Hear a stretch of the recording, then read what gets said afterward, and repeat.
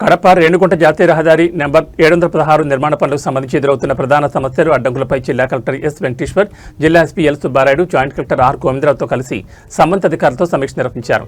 ఈ సమావేశంలో జిల్లా పరిధిలోని జాతీయ రహదారి ప్రాధికార సంస్థ ప్రాజెక్టు డైరెక్టర్ వెంకటేశ్వర్ పాల్గొన్నారు. భూసేకరణ సమస్యలు పెండింగ్లో ఉండడం వల్ల పనులకు ఆటంకాలు ఎదురవుతున్నాయని ప్రాజెక్టు డైరెక్టర్ వివరించగా జిల్లా కలెక్టర్ వెంటనే ఆర్డీఓలు క్షేత్రస్థాయిలో పర్యటన నిర్వహించి 2 వారాల్లో సమస్యలను పరిష్కరించాలని ఆదేశించారు. అటవీ ప్రాంతాల్లో పెండింగ్లో ఉన్న చెట్ల తొలగింపు పనులను వేగవంతం చేసి కాంట్రాక్టర్ రహదారి విస్తరణ పనులు చేపట్టేలా చర్యలు తీసుకోవాలని తిరుపతి డిఎఫ్ఓకు కలెక్టర్ సూచించారు.